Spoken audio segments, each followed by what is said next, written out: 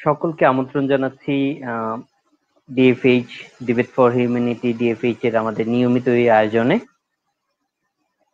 বরাবরের মতোই আমাদের আজকে একটি নতুন বিতর্ক নিয়ে কথা হবে।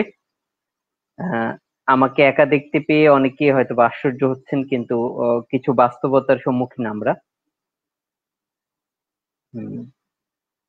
আমি জানি না শুরুতে একটু ব্যত্যয় ঘটেছে কিনা, তারপর আমি বলছি যে আজকে ডিএফএইচ এর নিয়মিত আয়োজনের অংশ হিসেবে নির্বাচনী বিতর্ক নিয়ে কথা হবে। বরাবরের মতোই সঞ্চালনায় আয়শা সিদ্দিকা মনিয়াপুর থাকার কথা ছিল, কিন্তু বিশেষ কারণবশত উনি আসলে থাকতে পারছেন না। আশা করছি সবাই সেটিকে নিশ্চয়ই প্রাতিষ্ঠানিকভাবেই নেবেন। তবে যেটি সত্য সেটি হচ্ছে যে আমার জন্য একা একটি সেশন পরিচালনা করা একটু কষ্টকর হয়ে যায়। আর আমি সবসময় যেটি বলি যে আপনাদের প্রশ্ন উত্তরের মাধ্যমে আসলে বিতর্কের যেই চমৎকার একটি সংমিশ্রণ ঘটে সেটি আসলে আমরা খুঁজে পাই। ইতোমধ্যে আমাদের সাথে যারা যুক্ত হয়েছেন, যারা আমাদের এই অনুষ্ঠানকে অনুপ্রেরণা দিচ্ছেন এবং অনুষ্ঠানকে গঠনমূলক সমালোচনা করে আরো সংগঠিত হবার জন্য পেছন থেকে কাজ করছেন, তাদের সকলের প্রতি কৃতজ্ঞতা। নির্বাচনী বিতর্কের আজকের এই আয়োজন আসলে যদি বলি খুব সময় উপযোগী। আমাদের অনেক নির্বাচন হয়, কিন্তু নির্বাচনী বিতর্ক আসলে আমাদের ধরাছোঁয়ার বাইরে থাকে। নির্বাচনের প্রার্থীদের যাচাই করবার ক্ষেত্রে খুব বেশি যুক্তির ব্যবহার দেখি না। টাকার অঙ্কের যে খেলা চলে সেটি যদি যুক্তির অঙ্কে চলতো, তাহলে আমরা আসলে অনেক ভালো এই আয়োজনে অংশগ্রহণ করতে পারতাম। আমরা আমাদের যোগ্য প্রার্থীকে বেছে নিতে পারতাম, একজন বাগ্মী বক্তাকে বেছে নিতে পারতাম। আহ আমি আশা করছি যে আজকের এই বিতর্কের মাধ্যমে নির্বাচনী বিতর্ক বাংলাদেশের বিভিন্ন চর্চায় আসলে এটি প্রতিফলিত হবে। যারা আমাদের সাথে যুক্ত হয়েছেন তাদেরকে আবারও আমি শুভেচ্ছা এবং ধন্যবাদ জানাচ্ছি। তবে সকলের জ্ঞাতার্থের জন্য জানাচ্ছি, যেহেতু আমি একাই কথা বলবো, আমি সরাসরি একটু পরে প্রেজেন্টেশনে চলে যাব। আর 30 মিনিটের মধ্যে চেষ্টা করব আজকের এই আয়োজনটি শেষ করতে। যেহেতু একা একা আসলে কথা বলা খুবই কষ্টসাধ্য, আপনারা সবাই জানেন। সনাতনী ধারায় যদি বলি যে একজনকে 30 মিনিট বলতে হবে, তাহলে আমার মনে হয় তার জন্য খিচুড়ি পোলাও আয়োজন সহ আসলে আয়োজনটি করার দরকার। আমরা সরাসরি চলে যাচ্ছি প্রেজেন্টেশনে। কারো যদি কোনো প্রশ্ন থাকে, কারো যদি কোনো জিজ্ঞাসা থাকে, আপনারা অবশ্যই আমাদের ফেসবুক লাইভে আপনারা প্রশ্ন করতে পারেন, অথবা আপনারা যেটি করতে পারেন স্ট্রিমইয়ার্ডের আপনারা আপনাদের প্রশ্নটি করতে পারেন। এছাড়াও এই ভিডিওটা যেহেতু ডিএফএইচ এর আমাদের ইউটিউব চ্যানেলে আপলোড হয়, আপনারা সেখানেও আমাদেরকে মূল্যবান কমেন্টস এর আগেও করেছেন, এবারও করে আপনারা আমাদেরকে সমৃদ্ধ করতে পারেন। আর সবার জন্য জানিয়ে রাখছি, সকল এই আয়োজন আমাদের ইউটিউব চ্যানেলে সবসময় দেয়া রয়েছে। আমরা সরাসরি চলে যাচ্ছি স্ক্রিন শেয়ারে। আমি চেষ্টা করব স্ক্রিন শেয়ারটি হবার পরে একবার চেক করে নিতে যে সব ঠিক আছে কিনা। আমি একটু শেয়ারে যাই, তাহলে বোঝা যাবে যে শেয়ারটি হচ্ছে। শেয়ারটি মনে হয় এখনো হয়নি। আমি একটু শেয়ারে চলে যাই, আরেকবার চেষ্টা করছি। শেয়ারে চলে গেলাম।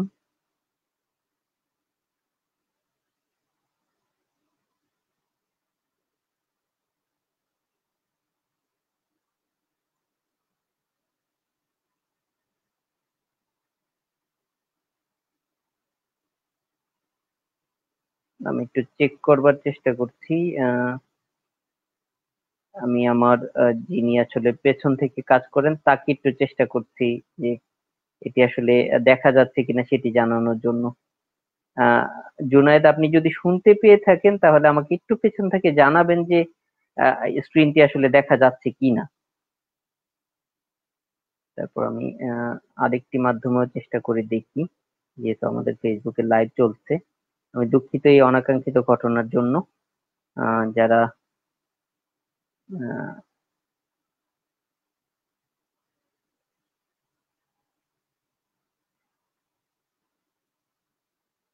জুনায়েদ, আপনি কি কোনোভাবে আমাকে একটু জানাতে পারবেন যে আপনি স্ক্রিনে দেখতে পাচ্ছেন কিনা? আমি চেষ্টা করেছি দিয়ে দিতে, কিন্তু আমার একটু সন্দেহ হচ্ছে কেন জানি যে কেউ দেখতে পাচ্ছে না। আমি তারপর একটু জুনায়েদকে চেক করে নিচ্ছি, আমাকে ক্ষমা সুন্দর দৃষ্টিতে দেখবেন।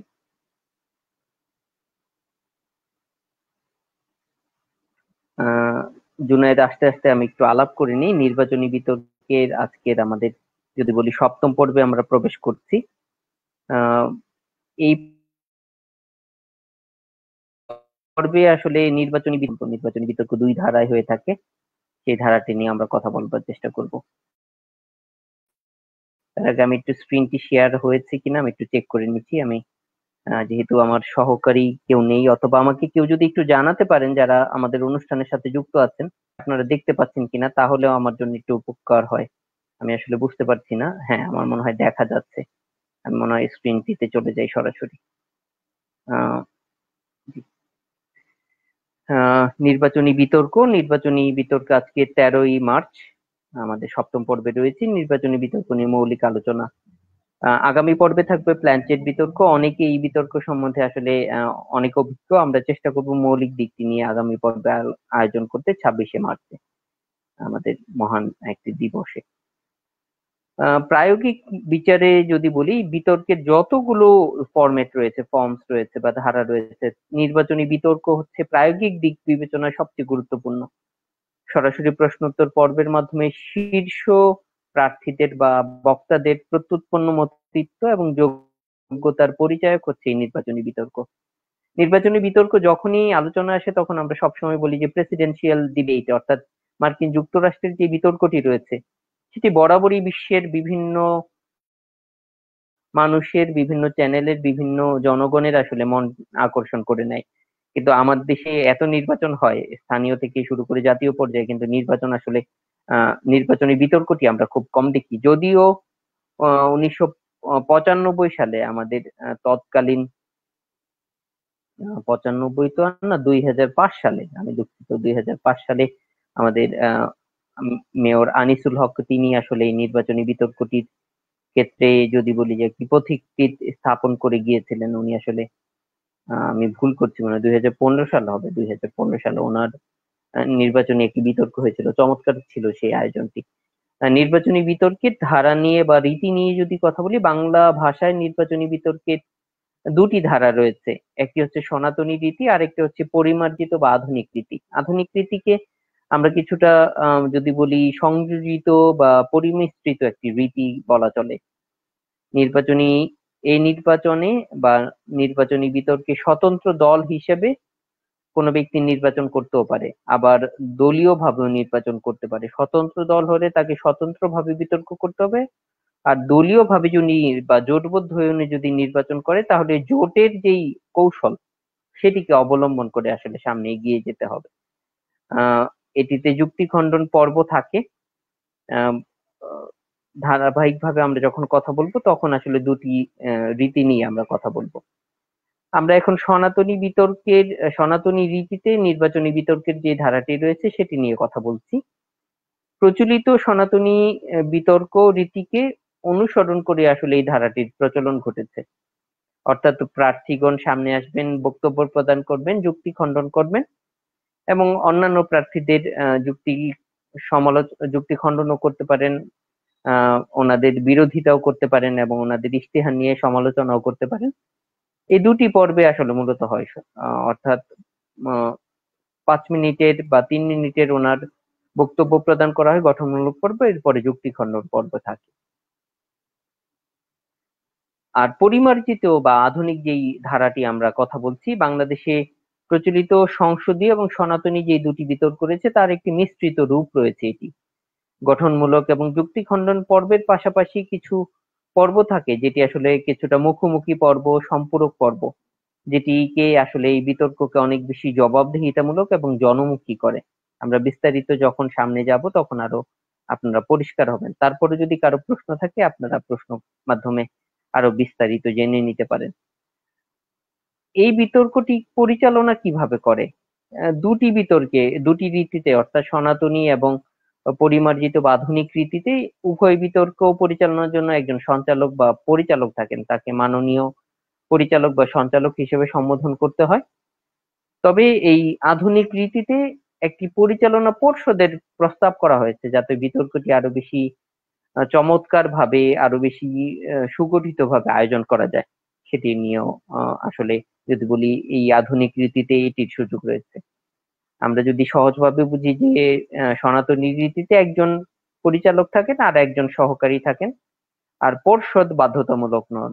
কিন্তু পরিমার্জিত বা আধুনিক রীতিতে একজন পরিচালক, দুজন সহকারী পরিচালক এবং 5 থেকে 7 জনের একটি পরিচালনা পর্ষদ থাকে, সেখানে পরিচালক এবং সহকারী পরিচালকরাও যুক্ত থাকেন। এটির মাধ্যমে আসলে পরিচালিত হয় বিতর্কটি। বিতর্কে সাধারণত কয়টি পর্ব থাকে? আমরা সনাতনী রীতিতে যদি বলি 6টি পর্ব থাকে। আবারও বলছি 6টি পর্ব থাকে। সূচনা পর্ব, লটারি পর্ব, পরিচয় পর্ব, ইশতেহার ঘোষণা পর্ব, গঠনমূলক পর্ব এবং যুক্তি খণ্ডন পর্ব। তার আগে একটু বলে নেই, ইশতেহার ঘোষণা পর্ব, এটি আসলে ইশতেহার কোনটিকে বলা হয়? আপনারা জানেন যে যে কোনো নির্বাচনে যারা অংশগ্রহণ করে তারা নির্বাচনের সময় একটি ম্যানিফেস্টো দেয়। আমরা ইংরেজি শব্দটির সাথে খুবই পরিচিত, সেটিকে আসলে বাংলায় ইশতেহার বলে। কেন ওনারা নির্বাচন করছেন, ওনারা নির্বাচিত হলে কোন কোন বিষয়গুলা কি গুরুত্ব দিয়ে কাজ করবেন, সেটি যেখানে উল্লেখ থাকে তাকে ইশতেহার বলা হয়। আমরা একটু ধারাবাহিকভাবে এই 6টি পর্ব নিয়ে একটু যদি কথা বলি। সূচনা পর্ব, সূচনা পর্ব যদি বলি এটি আসলে আয়োজকদের অংশ। সূচনা পর্বে আয়োজকরা কেন এই বিতর্কটির আয়োজন করেছেন সেটি নিয়ে আসলে কথা বলবেন এবং বিতর্কে পরিচালককে পরিচয় করিয়ে দিয়ে বিতর্কটি পরিচালনার জন্য পরিচালককে অনুরোধ করে বিতর্কটি শেষ করবেন। তবে এই সূচনা পর্ব খুব বেশি লম্বা হতে নেই, সর্বোচ্চ 3 মিনিট সময় হলে ভালো হয়। এরপরে লটারি পর্ব। লটারি পর্বে আসলে কি হন?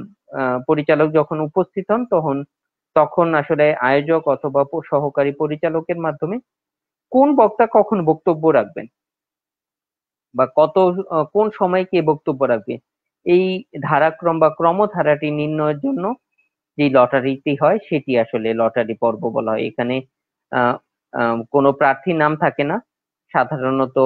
আহ মাঝে মাঝে নামও দেয়া থাকতে পারে অথবা লটারিতে 1-2 লেখা থাকতে পারে। প্রথমে যিনি দাঁড়াবেন তার জন্য একটা লটারি উঠবে, উনি যেই নম্বরটি পাবেন সেই নম্বর অনুসারে বা ক্রম অনুসারে উনি বিতর্কটি করবেন।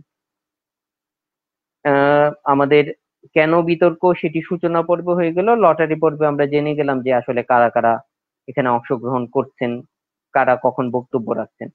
তারপরে আসলে পরিচয় পর্ব। পরিচয় পর্বে লটারির ক্রম অনুসারেই আমাদের মাননীয় পরিচালক প্রত্যেক প্রার্থীকে পরিচয় করিয়ে দেন এবং যেহেতু এটি আসলে প্রচারণামূলক একটি বিতর্ক, সেই ক্ষেত্রে যেটি হয়, আমি দুঃখিত, একটু আমি আসনটি পরিবর্তন করছি, যেটি হয় প্রার্থী মাল্টিমিডিয়ার মাধ্যমে তার প্রোফাইলটি তুলে ধরেন, সেটি আসলে পরিচালক পাঠ করেন এবং অনেক সময় আহ যিনি যার পরিচয় করিয়ে দেওয়া হচ্ছে তিনি আসলে দাঁড়িয়ে থাকেন যখন পরিচয় করিয়ে দেওয়া হয়। তবে প্রত্যেক বক্তার পরিচয় করিয়ে দেবার জন্য বা প্রার্থীর পরিচয় করিয়ে দেবার জন্য 2 মিনিটের বেশি সময় আসলে দেয়া থাকে না। তাহলে যদি 5 জন থাকেন তাহলে 10 মিনিটের সর্বোচ্চ পরিচয় পর্ব। ইশতেহার ঘোষণার পর্ব, যেটি ইশতেহার সম্বন্ধে একটু আগে বলেছিলাম। এখানে প্রার্থীকে পরিচয় করিয়ে দেবার পরে যেই লটারির ক্রম সেই অনুযায়ী প্রার্থী এসে তার ইশতেহারটি সংক্ষিপ্তভাবে, আবারও বলি সংক্ষিপ্তভাবে, সুস্পষ্টভাবে এবং সুনির্দিষ্টভাবে এটি পাঠ করেন বা ঘোষণা করেন। প্রার্থী নিজ জায়গায় বা আসনে দাঁড়িয়ে এটি পাঠ করেন। তবে অনেক ক্ষেত্রে যেটি হয়, প্রার্থী ইশতেহারের একটি প্রিন্ট কপি দরজাতে, অর্থাৎ জনগণ যখন বিতর্ক মঞ্চে প্রবেশ করে অথবা নির্বাচনী, সত্যিকার অর্থে নির্বাচনী বিতর্ক হয়, তাহলে সেই কক্ষে যখন প্রবেশ করবে সবার হাতে একটি করে ধরিয়ে দিবেন, অর্থাৎ একটি প্রিন্ট কপি হাতে থাকবে। তবে অনেক ক্ষেত্রে চমক রাখবার জন্য পুরো প্রিন্ট কপিটি দেওয়া হয় না, কিছু অংশ দেওয়া হয়, যদি বলি বুলেট পয়েন্টটি দেওয়া হয়, বাদ বাকিটি আলোচনা করা হয়। ইশতেহার পর্ব মূলত ইশতেহার ঘোষণার পর্ব। এখানে অন্য প্রার্থীর ইশতেহারের সমালোচনা করবার কোনো সুযোগ নেই, সেটি অন্য একটি পর্বে হবে।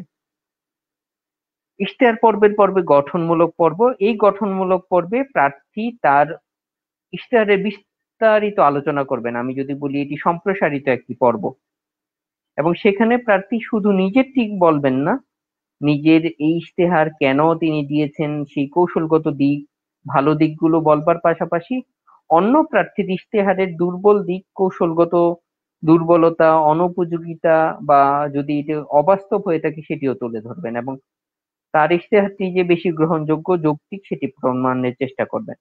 তবে এর জন্য সর্বোচ্চ 5 মিনিট সময় থাকে গঠনমূলক পর্বে, আমরা যেটি সনাতনী ধারাতে দেখি।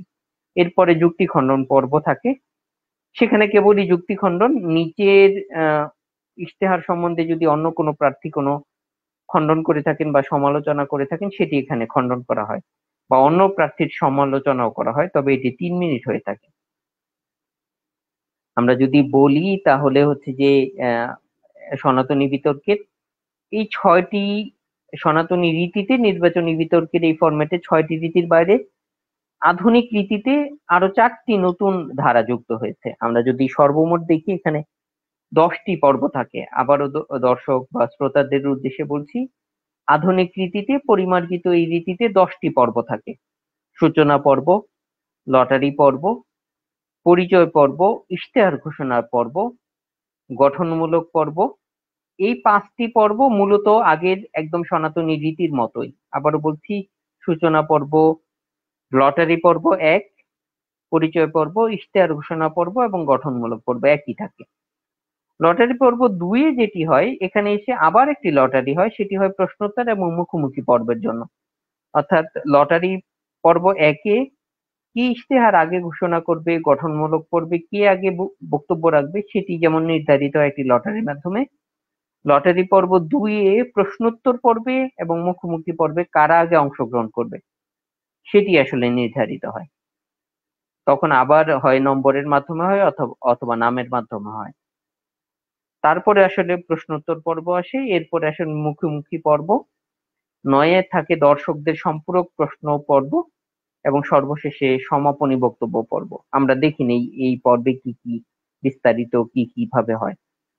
আগেই যেটি বলেছি যে প্রথম 5টি একদম আগের মতোই। সূচনা পর্ব, যেখানে কেন এই বিতর্কের আয়োজন হয় সেটি বলা হয়। লটারি পর্ব, পরিচয় এবং ইশতেহার ঘোষণা পর্বে কারা কারা আগে থাকবে সেটি নির্ধারিত হয়। পরিচয় পর্বে প্রত্যেক বক্তাকে পরিচয় করিয়ে দেন, মাল্টিমিডিয়ার মাধ্যমে সেটি উপস্থাপন করা হয়। বক্তা দাঁড়িয়ে থাকে নিজ আসনে। ইশতেহার ঘোষণা পর্ব, ক্রমানুসারে প্রার্থী আসেন, তার ইশতেহার পাঠ করেন। গঠনমূলক পর্ব, এই ইশতেহারকে আরো বিস্তারিত আলোচনা করা হয়, অন্যদের সমালোচনা করা হয়।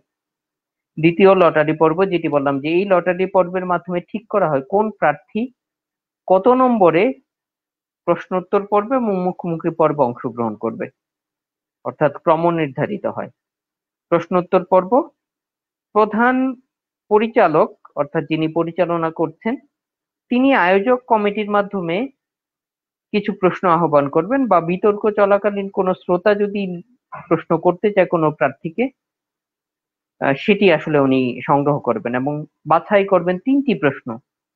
যেই প্রশ্নোত্তর পর্বে আহ, যাওয়ার প্রশ্নোত্তর পর্বে যখন চলবে তখনই তিনি আহ্বান করবেন। এই পর্বে যেটি হয়, উনি প্রশ্ন সংরক্ষণ আগেও করতে পারেন অথবা সরাসরি সংরক্ষণ করতে পারেন। তবে দর্শকদের কাছ থেকে আগে প্রশ্ন নেওয়া ভালো, কারণ অনেক সময় অপ্রাসঙ্গিক প্রশ্ন থাকে। প্রশ্নোত্তর পর্বে একটি প্রশ্ন যা প্রধান পরিচালক উপস্থাপন করবেন, তার নির্বাচনী বিতর্কে অংশগ্রহণকারী সকল প্রার্থী, অর্থাৎ যদি 1 থেকে 4 জন থাকেন, এই প্রশ্নটি সবার জন্য সমানভাবে প্রযোজ্য হবে।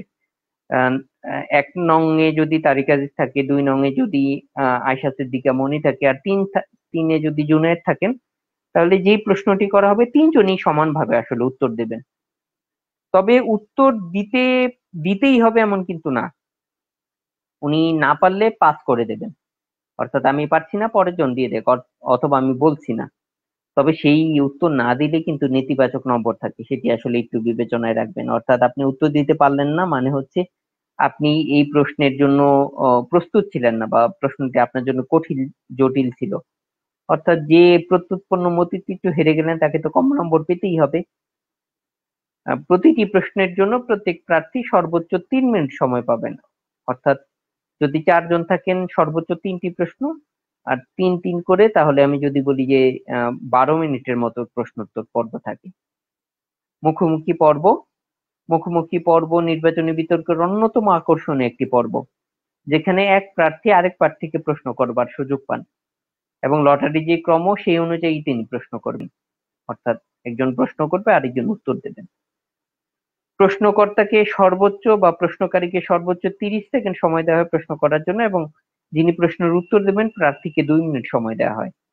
তবে এখানে ব্যক্তিগত প্রশ্ন করার কোনো সুযোগ নেই। আবারও বলছি, ব্যক্তিগত কোনো প্রশ্ন করার সুযোগ নেই। অনেক সময় নির্বাচনে ব্যক্তিগতভাবে হেয় প্রতিপন্ন করা হয়, যেটি আসলে অনাকাঙ্ক্ষিত। এই মুখোমুখি পর্বে যেটি হয়, কোনো প্রার্থী উত্তরে যদি কেউ সন্তুষ্ট না হন, তাহলে কিন্তু ওই যিনি প্রশ্ন করেছেন তিনি সম্পূরক প্রশ্ন করতে পারেন। তবে সম্পূরক প্রশ্ন করবার ক্ষেত্রে আহ যিনি প্রশ্ন করেছেন তাকে প্রধান পরিচালক বা পরিচালক বরাবর হাত তুলে দৃষ্টি আকর্ষণ করতে হবে, এবং অনুমতি সাপেক্ষে আবারও 30 সেকেন্ড সময় পাবেন সম্পূরক প্রশ্ন করবার জন্য। এবং সেই সম্পূরক প্রশ্নের উত্তর দেবার জন্য প্রার্থীকে 1 মিনিট সময় দেওয়া হবে, আগে যেটি 2 মিনিট ছিল। আশা করি সবাই কিছুটা পরিষ্কার হয়েছেন। দর্শকদের সম্পূরক প্রশ্ন, একটু আগে বলছিলাম যে দর্শকরাও প্রশ্ন করতে পারবেন, সরাসরিও প্রশ্ন করা যায়। অনেক সময় দেখা যায় যে দর্শকদের প্রশ্নের উত্তর দর্শকরা সন্তুষ্ট হন না, এই জন্যই আসলে এই সম্পূরক প্রশ্নের পর্বটি থাকে, দর্শকরা আবারও সম্পূরক প্রশ্ন করতে পারেন। এখানে বলা হচ্ছে প্রধান পরিচালক বিতর্কের প্রশ্নোত্তর পর্বে দর্শক শ্রোতার কাছ থেকে তাদের সম্পূরক প্রশ্ন আহ্বান করবেন। দর্শক শ্রোতা বিতর্ক চলাকালীন যে প্রাসঙ্গিক প্রশ্নটি করেছিলেন তার উত্তরে যদি উনি সন্তুষ্ট না হন, তাহলে সার্বিক দিক বিবেচনায় তিনি আবারও প্রশ্ন করতে পারেন। সেই ক্ষেত্রে বিচারক বা পরিচালকই ওই প্রশ্ন নেবেন কি নেবেন না সেটি আসলে নির্ধারণ করবেন। তবে যিনি প্রশ্ন করবেন তিনি আসলে দাঁড়িয়ে প্রশ্ন করবেন। এবং অনেক ক্ষেত্রে দর্শক শ্রোতা প্রশ্নটি যদি সরাসরি নাও করতে চান, সেক্ষেত্রে গোপনীয়তা রক্ষা করেও প্রশ্ন করতে পারেন, যে একজন প্রশ্ন করেছেন তার প্রশ্নটি আমি পাঠ করছি, এভাবেও বলা যেতে পারে। তবে উত্তর দেবার পরে আবার সম্পূরক প্রশ্ন করবার সুযোগ থাকবে না। সমাপনী পর্ব, এই পর্বটিও গুরুত্বপূর্ণ। অনেক ক্ষেত্রে এই সমাপনী পর্বে আহ এমন ভাবে চমৎকার ভাবে সমাপনী করা হয় যে পুরো বিতর্কটি যেন সারসংক্ষেপ করা হচ্ছে, যুক্তিকে সারসংক্ষেপ করা হচ্ছে। অর্থাৎ এই যে 40 মিনিট ধরে বিতর্কটি চললো সেটি আসলে খুব সহজেই সারসংক্ষেপ করা হয়। বক্তব্য প্রদানের ক্রম, যেটি আমি বললাম যে লটারির মাধ্যমে হয়, একটু আগে বলা হচ্ছে। নির্বাচনী বিতর্কের দল গঠন, এটি আসলে 4 জন প্রার্থীকে নিয়ে সাধারণত অংশগ্রহণ হয়, তবে জোট ভাবেও হতে পারে, একক প্রার্থী হতে পারে, জোটবদ্ধ ভাবে হতে পারে। দেখি কত সময় লাগে। যদি বলি যে বিতর্কের নিয়মে সনাতনী এই নির্বাচনী বিতর্ক সবচেয়ে বেশি সময় সাপেক্ষ বিতর্ক। আমরা যদি সনাতনী ধারার দেখি, যেটি 4টি পর্বে বিভক্ত বা 5টি পর্বে, সেই যেহেতু লটারি পর্ব এখানে দেওয়া হয়নি, সেই 5টি পর্ব পরিচালনা করতে কমপক্ষে 52 মিনিট সময় দরকার। আর যদি আমরা আহ আধুনিক ধারাটিতে দেখি, যেখানে কমপক্ষে 7টি পর্ব, সর্বোচ্চ 10টি পর্ব রয়েছে, 120 মিনিট অর্থাৎ 2 ঘন্টা ধরে বিতর্ক চলে। এটি আসলে অনেক বেশি চ্যালেঞ্জিং। এখানে সবটি দিয়ে দেওয়া হয়েছে। আহ আমি একটু পানি বিরতি নিচ্ছি, একটানা কথা বলতে বলতে একটু ক্লান্ত হয়ে গিয়েছি।